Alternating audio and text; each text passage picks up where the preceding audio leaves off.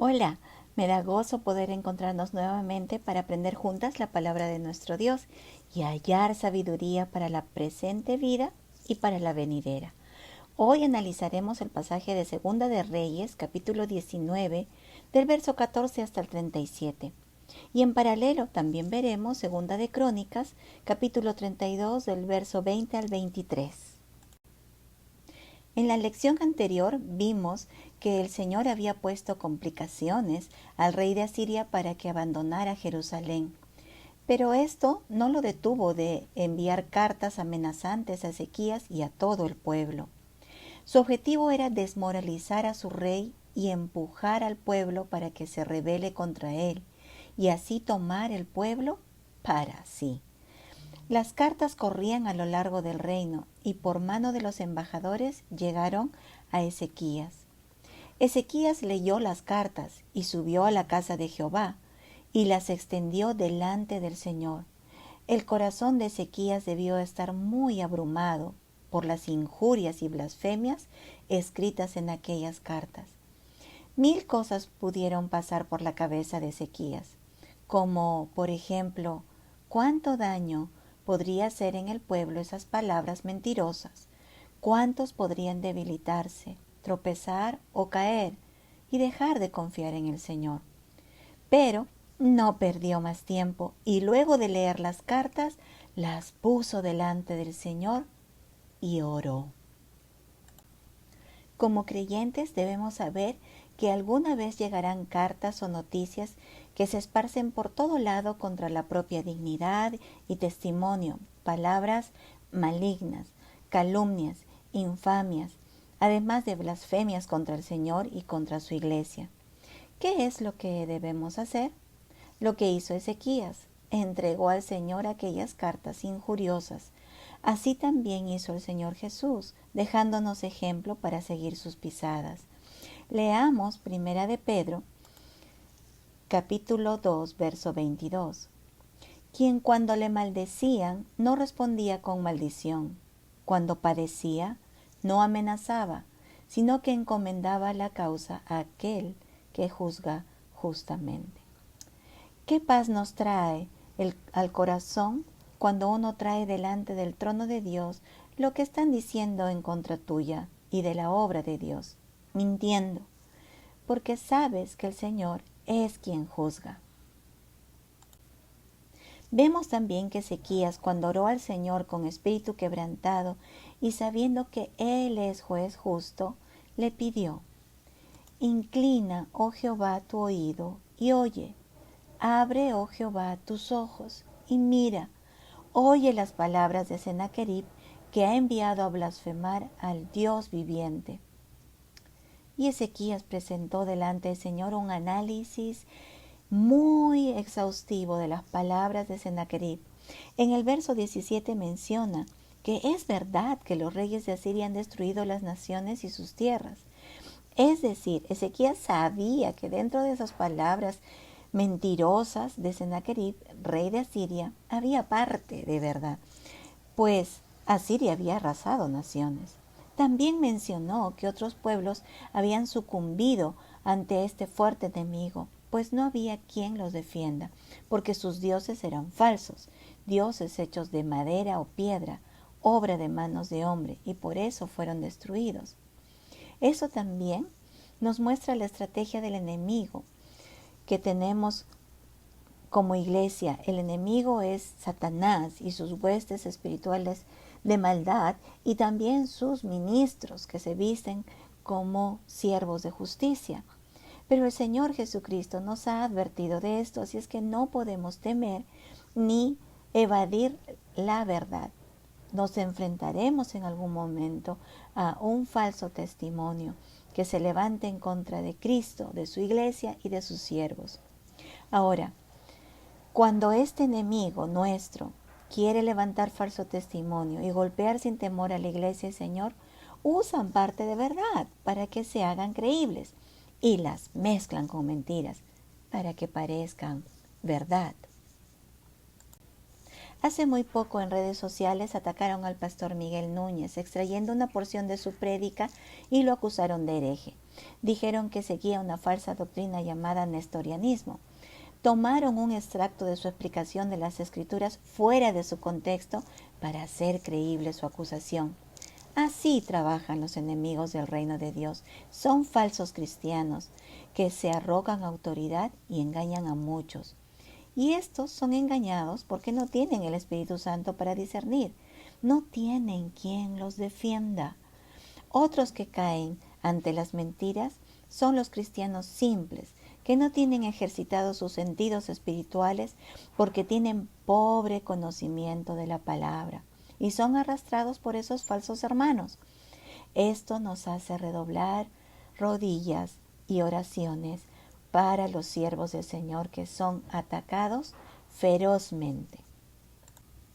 En Segunda de Crónicas, capítulo 32, verso 20, nos dice que el rey Ezequías y el profeta Isaías oraron y clamaron al cielo por lo que estaba haciendo Sennacherib contra Judá. Y le pidieron al Señor, en el verso 19, que los salve de este ataque, para que sepan todos los reinos de la tierra que solo Jehová es Dios. Esta es una oración correcta. Pedir al Señor cuando el enemigo ataca a su iglesia que obre con el propósito de que el nombre de Dios, de Cristo, sea exaltado, de que Él sea glorificado. Este debe ser el punto central de nuestro clamor, de nuestras oraciones, de nuestras peticiones, de nuestras angustias presentadas delante del Señor. Que su nombre sea engrandecido y que todos sepan quién es nuestro Dios. Así también, hermanas, debemos orar de esta manera cuando nos hallemos en diversas pruebas personales, sean de salud, de economía, en la familia, trabajo, que el nombre del Señor sea enaltecido para que todos sepan que el Señor Jesucristo es Dios y no hay otro, y es nuestro Dios. Se ha dicho que toda prueba que pasa el creyente tiene un propósito, y es verdad. El propósito es que el Señor sea glorificado en ello, y la prueba dará fruto de valor eterno en la vida del creyente. El Señor revela a su siervo Isaías y le mandó a decir a Ezequías: así ha dicho Jehová, Dios de Israel, lo que me pediste acerca de Sennacherib, rey de Asiria, he oído. ¿Nos acordamos qué le pidió Ezequías a su Señor? Inclina, oh Jehová, tu oído y oye. Abre, oh Jehová, tus ojos y mira, y oye las palabras de Sennacherib. El Señor amoroso le contestó y le dijo: he oído. Sí, amadas hermanas, el Señor no es sordo ni ciego. Él no es ajeno a lo que nos acontece. Así que ora. Nuestro Señor Jesucristo oye. No importa el tamaño de la prueba que estés enfrentando, el Señor Todopoderoso inclina su oído y oye, abre sus ojos y ve. Luego que el Señor alentó el corazón de Ezequías, le expuso su análisis de los hechos y dichos de Sennacherib. Ahora era el Señor el que estaba analizando al rey de Asiria. Me encanta cómo comienza a hablar de este rey. Dice Dios que la Virgen, hija de Jerusalén, te menosprecia, te escarnece, detrás de ti mueve su cabeza la hija de Jerusalén. ¿Qué significa esto en criollo? Pues lo diríamos de esta manera, que el pueblo que conoce su Dios dice, meneando la cabeza: uy, este no sabe contra quién se está metiendo. El Dios soberano le pregunta al rey de Asiria: ¿a quién has vituperado? Vituperar significa criticar o censurar con dureza. Y también agrega en su pregunta: ¿a quién has blasfemado? Que significa expresar escarnio, burla, ofensa. Y hace otra pregunta: ¿contra quién has alzado la voz y levantado en alto tus ojos? Y el Señor mismo le responde: contra el Santo de Israel, es decir, contra el único Dios verdadero. Eso significa que realmente está en serios problemas. Luego el Señor le hace saber que ha escuchado todo lo que ha estado hablando y pensando en su corazón con altivez y soberbia, engrandeciéndose a sí mismo por sus victorias y cómo trajo a sus pies a gente de muchos pueblos. Y agregó: he conocido tu situación, tu salida y tu entrada, y tu furor contra mí. ¿Es que no acabamos de entender que quien se levanta contra el pueblo escogido de Dios, contra su iglesia, se levanta contra el Señor? ¿Acaso no recordamos que el Señor le preguntó a Saulo: ¿por qué me persigues? Saulo perseguía a los creyentes para maltratarlos, llevarlos a la cárcel y hasta matarlos. Atacaba a la iglesia de Cristo, pero en realidad su furor iba contra el Señor mismo. Pero, ¿qué juicio dio Dios contra Sennacherib? Por cuanto te has airado contra mí, por cuanto tu arrogancia ha subido a mis oídos, yo pondré mi garfio en tu nariz. Es decir, que le va a llevar como un animal de carga a donde él quiera. Y continúa el Señor diciendo: y mi freno en tus labios. ¿Qué dice? ¿Qué significa? Que va a cerrar su boca. Y te haré volver por el camino por donde viniste. ¿Qué significa esto para Judá? Que lo iba a alejar de su pueblo, de los suyos. Y sabemos que así fue. El fin de Sennacherib fue terrible. Fue muerto por sus propios hijos. Un principio que todo creyente debe entender es que el que nos enseña en el verso 25. ¿Nunca has oído que desde tiempos antiguos yo lo hice? ¿Y que desde los días de la antigüedad lo tengo ideado? Y ahora lo he hecho venir, y tú serás para hacer desolaciones, para reducir las ciudades fortificadas a montones de escombros. Hermanas, Dios es soberano. El Señor que orquestó todo, Él levantó a Sennacherib para asolar pueblos, para tomar Samaria, según sus planes, según sus designios, desde la eternidad pasada.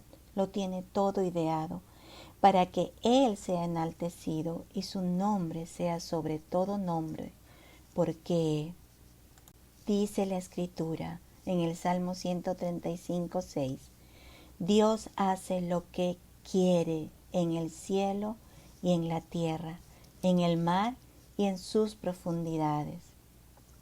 Ahora, ¿por qué el Señor salvó a Jerusalén? Por amor de sí mismo, dice el versículo 34, y por amor de su siervo David, con quien había hecho un pacto. El Señor resguarda a su iglesia por amor de sí mismo y por sus promesas dadas en su palabra, porque no olvidemos jamás que su palabra, el escrito está, es su honor.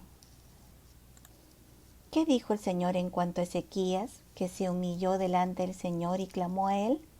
Desde el verso 29 hasta el 31 le dice que Él y el pueblo que gobierna prosperará, florecerá, será bendecido por la bendita mano del Señor.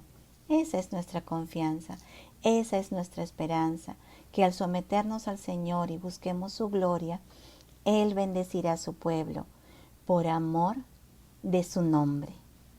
Nos vemos en la próxima lección. Dios las bendiga.